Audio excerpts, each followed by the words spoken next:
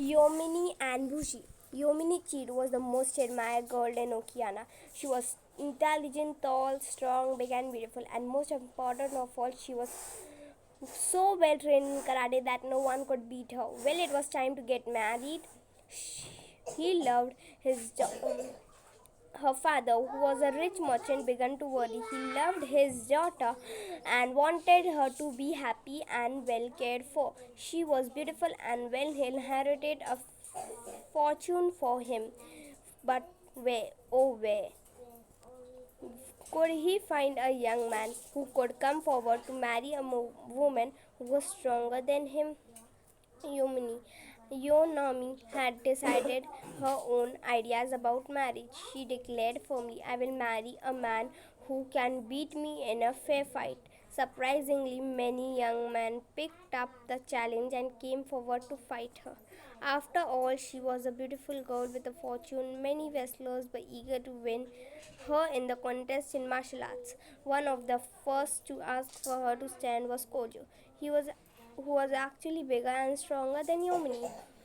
He was so tall and well built that her hands were shovel and his legs resembled tree trunks, but he was played foul even as Yomini was blowing at him. It was customary sign of respect to one's appointment. He threw a punch at her, breaking the rules of the game.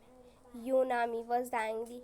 He she got hold of her arms and twisted it so powerfully that unsupportive Kojo fell down in a heap and had to limp away defeated. Many promising wrestlers tried their hand, but Yomini defeated them all. Her father was in despair. Young man wanted to marry girls who could cook and wash and make tea for their husband, who would marry a girl who enjoyed wrestling. Bushi Koyo was just a man. He had trained under the karate master Sakugaya. He proved to be such an expert that he was executed by Shoko, the king of Okiana, to be his personal guard. His friend said to Bushi, you should take and challenge of this girl, Yomini. She may be big, but you are stronger and smarter than her. Bushi too was keen to marry a girl like Yomino. He did not want a delicate, fragile girl for a wife. I shall fight with her and win over her, she decided.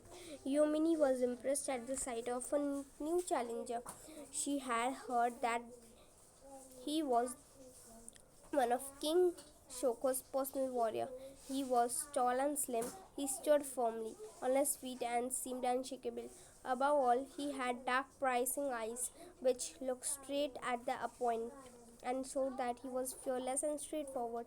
The wrestling match began. Yomini and Bushi bowed to each other and then began to attack each other in earnest. They punched, kicked, and twisted using their best techniques. It looked as if the match was going to be a tie.